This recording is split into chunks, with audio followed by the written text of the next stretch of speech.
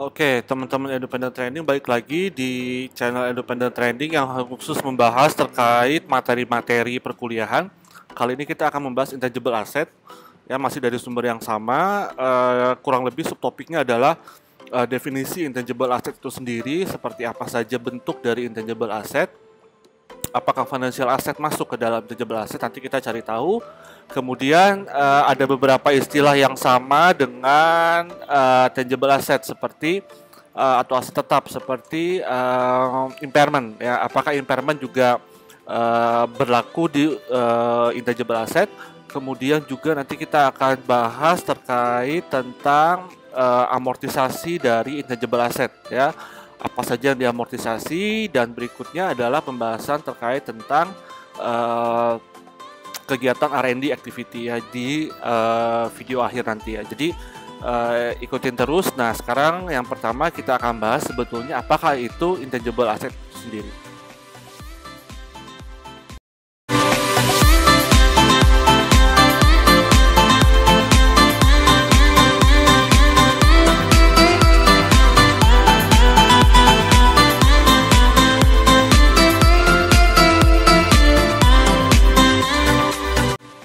Oke teman-teman, sekarang kita bahas apa itu intangible asset by definisi dulu, ya.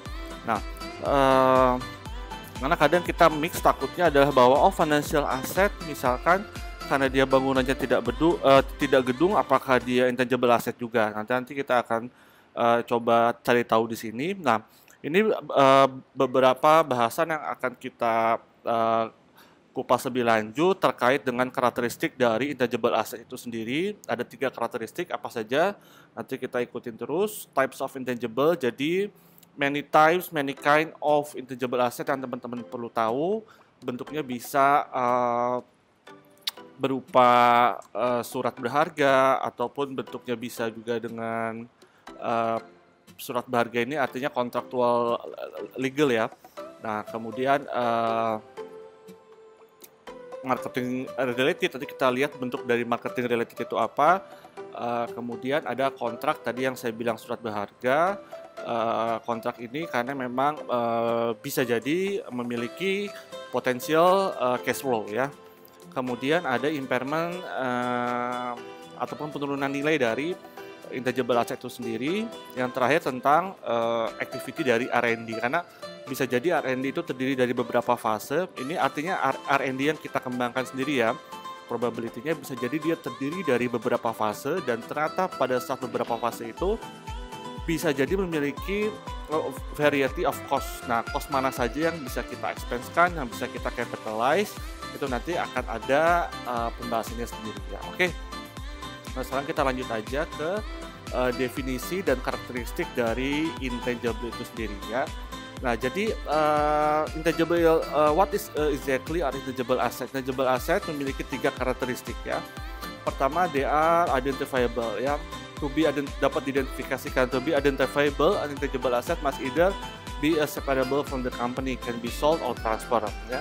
Atau bisa jadi dia timbul from a contractual, tadi saya sudah sampaikan, surat-surat penting, or legal right, hak legal from which economic benefit will flow to the company, ya.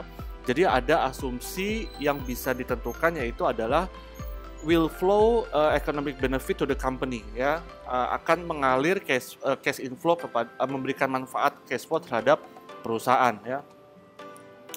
They lack physical existence, ya. Tangible asset such as property, plant and equipment, dia memiliki have a physical form, ya. But intangible asset in contrast derive their value from the right, ya. Value-nya itu didapat dari hak, ya. Haknya dari mana? Surat berharga tadi, surat kontrak tadi. And privilege granted, hak yang diberikan, ya, ataupun kemudahan, ataupun privilege, hak-hak istimewa, ya, untuk perusahaan menggunakannya, ya. Apakah itu bisa merek, paten, nanti kita lihat lebih lanjut, ya. Nah, ini yang penting yang ketiga, they are not monetary asset, ya. Assets such as bank deposit, account receivable, and long-term investment in bond and share also lack physical substance, ya. Dia sebetulnya seperti bank deposit, AR, long term investment in bond juga sebetulnya kita tidak bisa kita tidak bisa lihat physical substance-nya ya, uh, kecuali surat-suratnya itu sendiri ya. However, dia bilang monetary asset derive their value from the right claim to the received cash or cash equivalent in the future. Monetary asset are not classified as intangible ya. Jadi sudah saya kasih highlight, monetary asset are not classified as intangible. Apa saja jadinya bentuk-bentuk dari intangible asset? Nanti kita terus lanjutin, ada di bawah sini ya. Nah, ini juga saya kasih highlight ya, kalau teman-teman baca ada basket purchase, jangan lupa ini equal with lump sum purchase ya. Nanti harus karena istilahnya bisa jadi ada bermacam-macam ya. Kemudian juga nanti ada internally created intangible ya. Nanti kita bahas di akhir aja, itu terkait dengan R&D activity. Jadi ada aktivitas yang memang R&D yang memang di-develop by company itu sendiri ya. Dia tidak beli, dia tidak dapat dari pihak lain, tapi dia build up sendiri ya. Nah, sedikit pengantar saja untuk internally created intangible ya. Saya langsung ke diagramnya saja, bahwa sebetulnya adalah kita tidak bisa mengkapitalisasi, intinya dari gambar ini adalah kita tidak bisa mengkapitalisasi semua biaya ke dalam R&D intangible itu sendiri. Kenapa? Nah, teman-teman perhatikan, jadi di fase yang biru ini, atau kalau kita tarik ke atas masih dalam fase research ya, itu kita akan mengexpensekan semua ya. Tapi pada saat economic viability, nanti akan ada penjelasannya di bawah. Tapi setelah garis biru ini berakhir, itu artinya sudah ada economic viability, maka cost-cost yang timbul ya, tapi nanti diidentifikasi dulu, boleh dikapitalisasi menjadi R&D itu sendiri ya. Nah, substansinya adalah di economic viability ya. Ya, ini akhirnya nanti akan kembali lagi based on judgment, tapi based on judgment kita sudah mempunyai backup datanya. Misalkan economic viability dikatakan pada saat level trial and error-nya dia sudah mulai kecil ya. Nah, economic viability ini tadi sudah saya sampaikan, harus ada justifikasi karena semua proses melewati justifikasi ilmiah. Jadi sebaiknya pada saat once kita mengkapitalisasi, maka kita bisa menentukan kapan dia mulai economic viability yang muncul, atau menentukannya bisa dengan pada saat trial and error-nya dia sudah mulai menjadi kecil ya. Nah, seperti itu. Jadi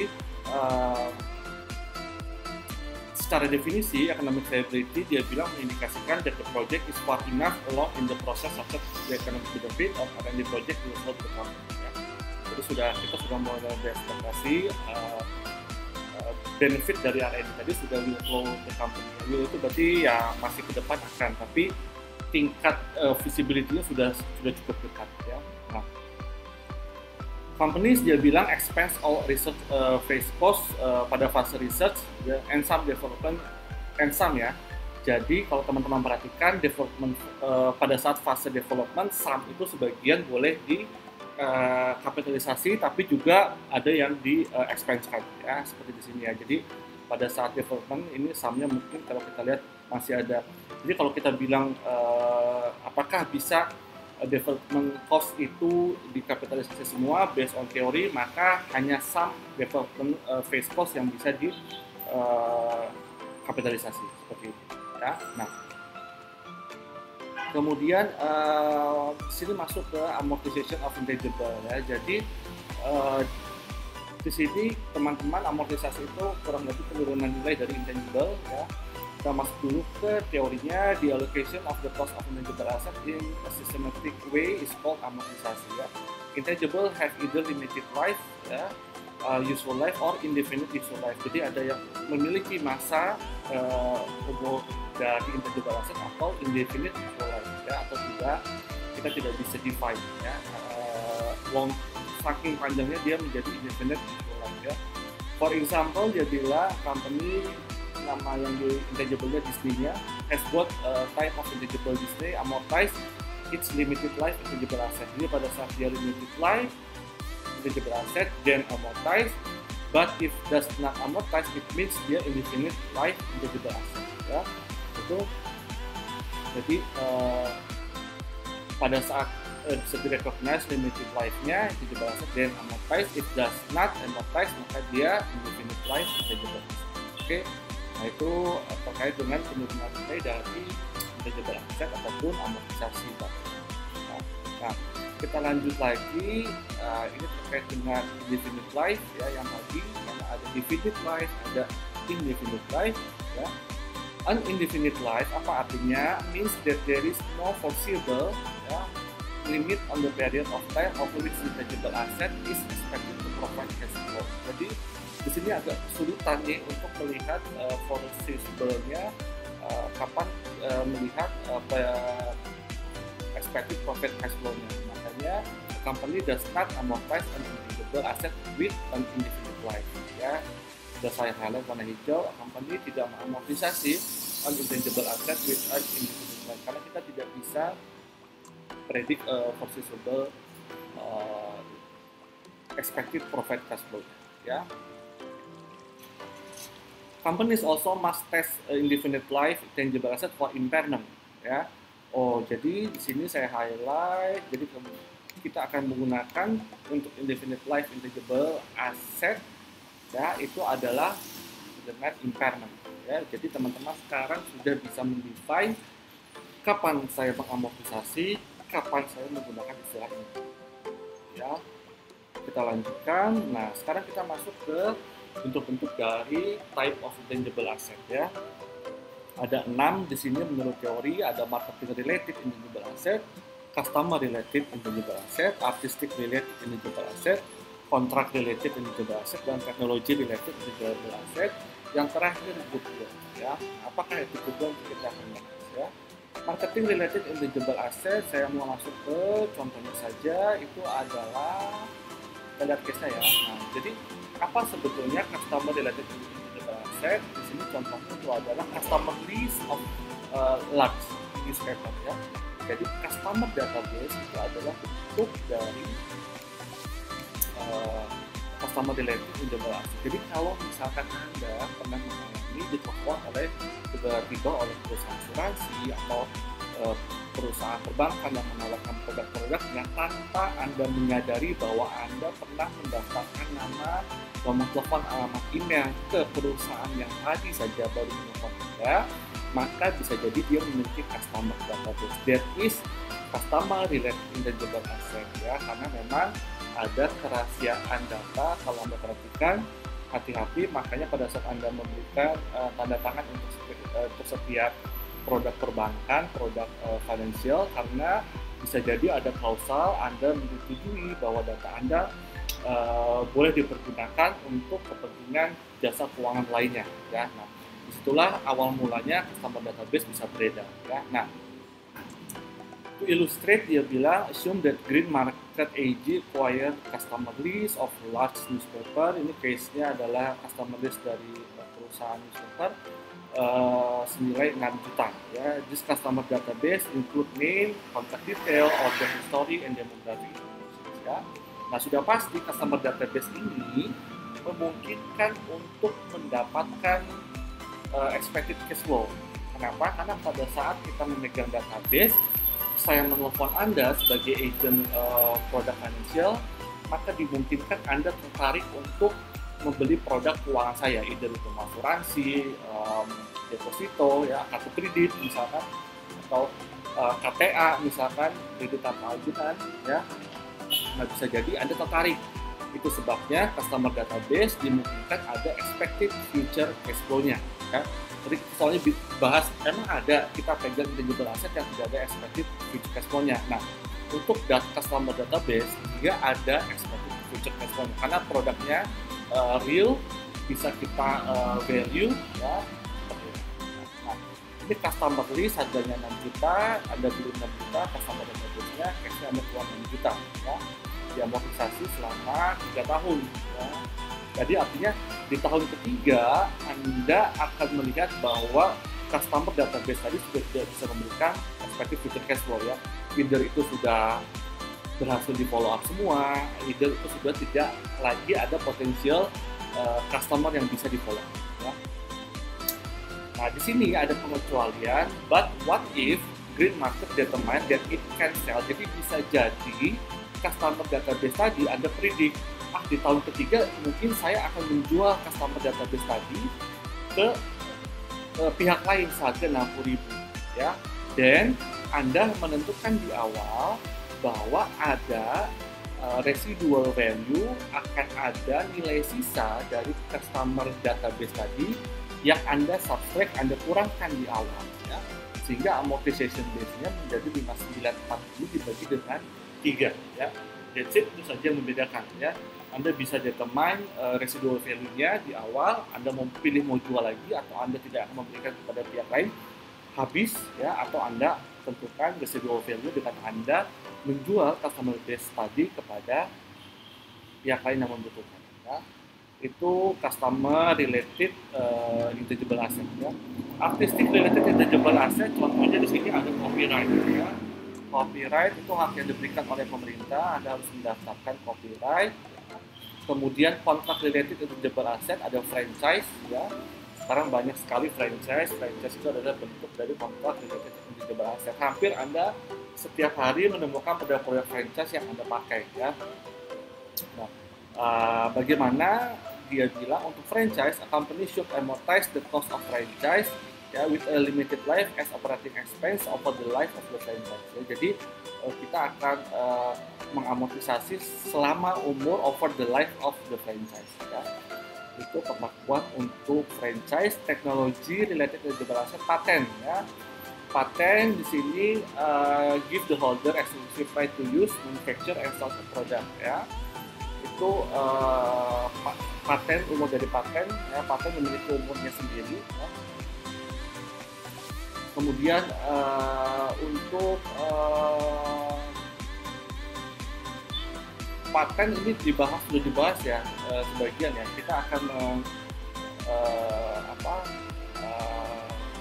mengkapitalisasi paten itu sendiri ya, all fee-nya termasuk pada saat dia successfully defending patent di legal court ya. Itu kemudian, nah ini contoh dari patent kita akan lihat. A company may credit amortization of patent directly to the patent account on accumulated patent amortization account ya. To illustrate, assume that Harcourt Corporation incurs 180.000 in legal cost 1 Januari 2019 to successfully defend a patent ya. Patent useful life-nya 10 tahun ya, amortize in straight line basis ya. Jadi dia dibagi simply dibagi dengan 10 sesuai dengan straight line ya. Nah, kita akan selesaikan dulu sampai di types of patent. Nah, goodwill ya. Nah, goodwill itu sendiri timbul dari nah, saya akan bahas dulu ya. Jadi goodwill itu ada yang internally created goodwill ya. Di sini goodwill generated internally should not be capitalized in the account ya. Dia tidak dikapitalisasi ya. Tapi ada goodwill yang common, itu adalah goodwill pada saat bisnis kombinasi ya. Jadi sebetulnya apa itu goodwill ya di sini kan. Nah, jadi goodwill itu yang common itu timbul dari bisnis kombinasi ya. Jadi pada saat kita meng-acquire bisnis, meng-acquire bisnis perusahaan lain ya, maka kita akan menghitung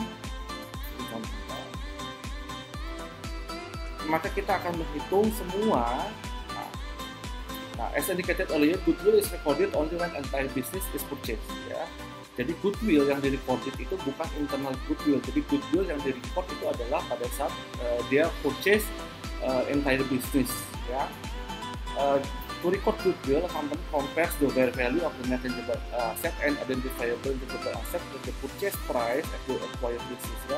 The difference is considered goodwill ya. Goodwill is the residual, sisanya the excess of cost over fair value of the identifiable asset acquired ya. Nah, contohnya kurang lebih seperti ini. Jadi pada saat kita mengakuisisi perusahaan, meng-acquire ya, total asetnya 255. Tapi ini kita harus adjust dulu dengan fair value-nya. Ya, jadi 255 is not final value ya. 255 harus kita adjust fair value. berapa setelah di-adjust ke fair value? Menjadi 350 ya. Nah, fair value of net asset ya. Jadi pada saat kita meng-acquire perusahaan lain, net. Kenapa net? Karena ada unsur subtract minus liability ya. Jadi kalau nanti Anda kalau Anda membeli meng-acquire perusahaan lain, maka Anda akan mengidentifikasikan berapa sih fair value of net assetnya. It means Anda mem-fair value-kan semua asetnya plus liability-nya juga Anda fair value-kan ya. Nah, dapatlah fair value of net asset 350.000, akan tetapi Feng menawarkan untuk membayar 400.000. So, instead of giving you 350, Feng membayar Anda 400.000. Artinya saya balik ke atas, ada residual sisa yang ditawarkan sebanyak 50.000 dolar ya, 50.000 dolar. Nah, residual inilah yang diindikasikan sebagai goodwill yang timbul dari bisnis akuisisi ya. Nah, mungkin akan lebih jelas di sini. Nah, ini dia ya, assign to purchase price-nya 400.000 dari si Feng. Tapi Anda sudah tentukan fair value of net identifiable asset 350, sehingga value assigned to goodwill-nya adalah 50.000 ya. Nah, di mana penentuannya kita akan pindah ke next video memperlakukan goodwill tadi. Oke teman-teman, balik lagi ke urusan goodwill. Jadi tadi kita sudah bisa mendefinisikan. Jadi kalau nanti Anda ditanyakan sebetulnya bagaimana Anda mendefinisikan goodwill ya. Jadi goodwill itu commonnya adalah dia timbul dari business acquire yang Anda tentukan dari pada saat seorang mau membayar lebih daripada net identifiable assetnya, fair value net identifiable assetnya ya. Jadi saya sudah sebutkan lengkap fair value of net identifiable asset. Ada dua komponen. Fair value artinya yang di laporan keuangan itu harus Anda fair value-kan dulu. Net artinya Anda harus mengincludekan liabilities di sana ya. Oke. Nah sekarang kita nah ini muncul di penjurnalannya, jadi ada goodwill 50.000, cash-nya 400.000 ya. Nah, bisa jadi goodwill itu di write off ya. Jadi kenapa goodwill itu tiba di write off? Karena companies that recognize goodwill in a business combination consider it to have an indefinite life and therefore should not amortize ya. Jadi untuk goodwill dia tidak diamortisasi ya. Karena memang kita agak kesulitan nih tadi foreseeable-nya untuk expected future cash flow-nya ya. Nah, bisa jadi some believe, beberapa mempercayai bahwa goodwill itu value eventually disappears ya. Jadi makanya kalau goodwill kita akan melakukan impairment istilahnya, dan bisa jadi dia bukan tiba-tiba, artinya dia tidak lagi memberikan manfaat ataupun benefit expected future cash flow ya. Maka kita tidak melakukan amortisasi untuk goodwill ya. Pada saat JAP dulu kita melakukan amortisasi goodwill, tapi after IFRS dinilai bahwa goodwill can be eventually disappear, makanya kita bisa write off ya. Jadi bahasa yang tepat untuk goodwill adalah kita melakukan impairment ya. Nah, kita akan masuk ke impairment itu sendiri ya. Kita akan lihat di sini ada paten ya. Kalau katakanlah paten jadi nah ini ada bahasa recoverable amount dan impairment loss ya. Ini sebetulnya sudah ada di konsepnya sama dengan di tangible asset ya. Jadi silakan merefer kepada video-video sebelumnya. Nah, kita lihat bahwa paten ini dia bisa tiba-tiba tidak memiliki future benefit lagi ya. Katakanlah perusahaannya SE has a patent on how to extract oil dari bebatuan ya, with a carrying value 5 juta at the end 2018. Unfortunately rupanya demand of oil ini turun sehingga paten tadi harus di-impair ya. Paten tadi harus di-impair. Beda ya, kalau amortisasi Anda sudah jelas amortisasi based on straight line, udah jelas ya. Nah, tapi kalau di-impair tiba-tiba nilainya dari 5 juta menjadi 2 juta ya.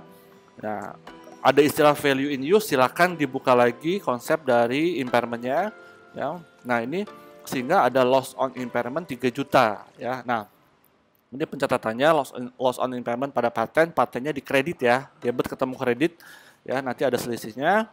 Nah, bisa jadi kejadiannya pada saat dia sudah di-impair ada reversal of impairment loss ya. Nah, in that case, nah tadi berapa loss impairment-nya 3 juta ya, jadi recoverable amount-nya 2 juta ya, loss on impairment-nya 3 juta ya. Nah, bagaimana what happens, dia bilang kalau yang tadinya carrying value-nya after impairment adalah 2 juta ya, karena loss-nya 3 juta ya, kemudian setelah dihitung amortisasinya, maka dia dibagi 5 ya, karena umurnya 5 tahun.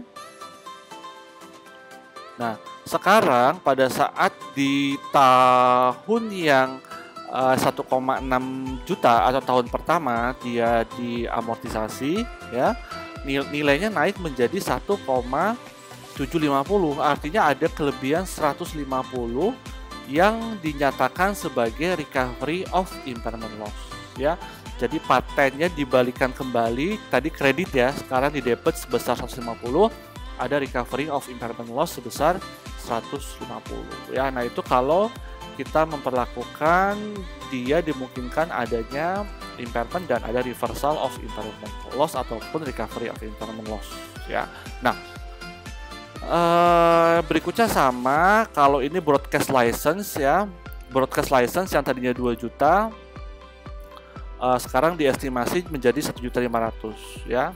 Broadcast license juga sama ya, kalau Anda memperhatikan siaran Piala Dunia itu tidak semua channel bisa menyiarkan, itu juga form of intangible asset, bentuk dari intangible asset ya, karena artinya kita akan fokus pada satu channel TV, dan pada saat satu fokus channel TV kita akan mengabaikan berapa jumlah komersial breaknya ya. Nah, income itu di-generate dari commercial break tadi ya, karena pada saat kita fokus ke Piala Dunia di satu channel TV A misalkan, kita akan mau tidak mau mengabaikan berapa jumlah commercial breaknya, karena kan kita nggak mau ganti channel.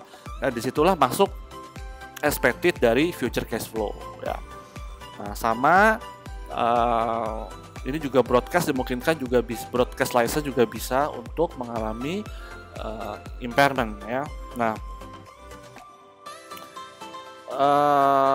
ini terkait tentang impairment of goodwill ya. Jadi untuk tadi sudah disebutkan bahwa goodwill kita melakukan impairment bukan amortisasi ya. Nah, untuk goodwill itu sendiri recoverable amount-nya bisa jadi dia terus turun ya. Nah, jadi bahkan selain terus turun, dia mungkin bisa jadi langsung di write off ya. Nah, di sini pencatatan untuk loss on impairment pada goodwill ya, substansinya sama semua, lossnya selalu di debit dan asetnya akan ada di kredit ya. Nah, ini penyajiannya di financial statement. Nah, berikutnya adalah R&D cost, R&D related to cost ya. R&D related to cost, saya akan langsung ke beberapa type of cost associated with R&D activity and the accounting treatment according to them as follow ya. Nah, di sini ada material, equipment and facility ya, itu capitalized and depreciated ya. Nah, biaya personal, biaya gaji, purchase intangible, contract service, indirect cost ya. Nah, ini semua ini kategori utamanya ya. Ini kalau kita breakdown ada di sini. Nah, type of expenditure ini teman-teman harus kuasai, karena ini ada tercermin di soal di beberapa soal latihan ya. Nah, saya ambil contoh acquisition of R&D equipment untuk current project only. Apa yang harus kita lakukan content treatment-nya? Expense immediately as R&D ya, research cost rasional atau logikanya. Saya mengakuisisi mesin ya, bedakan R&D equipment ya sama machinery. Untuk current and future R&D project, capitalize ya dan depresiasikan sebagai R&D expense ya. Rasionalnya kenapa saya kapitalisasi? Karena memiliki alternatif future use. Nah, kita lihat lagi. Ini material kurang lebih masih sama. Gaji, beban gaji ya, sedikit berbeda type of cost-nya. Salary ya. Salary of research staff designing new laser bond scanner. Oh, ini mungkin produknya adalah alat scanner ya, kurang lebih seperti itu. Ada beban gaji ya. Expense immediately as R&D, research cost ya. Jadi dia di-expense-kan. Ya. Di-expense-kan. Ya. Nah, ini nanti yang executive salary ya. Expense as operating expense, not R&D cost ya, masuk ke GNE, General Administrative Expense ya. Ini executive salary ya. Karena apa? Logikanya dia tidak terlibat langsung di R&D-nya ya. Nah, jadi ini adalah beberapa treatment untuk R&D activity yang memang dia memiliki type of cost yang berbeda-beda. Ini ada legal fee juga, bagaimana kita memperlakukannya ya. So, ini adalah akhir dari chapter 12 yang bicara intangible cost. Oke teman-teman, jadi kita udah selesai di pembahasan intangible asset. Seperti yang saya janjikan, kita sekarang tahu apa itu intangible asset. Dan karena teman-teman, saya wrap up sedikit ya. Jadi teman-teman memahami 3 karakteristik dari intangible asset ya. Kemudian teman-teman juga sudah memahami apa itu indefinite life dan definite life. Bagaimana perlakuan untuk definite life dan bagaimana perlakuan untuk indefinite life. In terms of apa? In terms of penurunan nilainya. Ya. Kemudian tadi juga sudah dibahas terkait dengan goodwill. Ya. Bagaimana teman-teman sekarang bisa mendefinisikan goodwill. Ya. Ada internally goodwill dan ada goodwill yang commonly itu adalah timbul dari bisnis acquisition. Bagaimana teknisnya tadi sudah saya sampaikan di video sebelumnya. Ya. Dan goodwill-nya ada di sebelah mana? Ada di word yang saya masih ingat highlight-nya warna merah, residualnya. Apakah itu residualnya?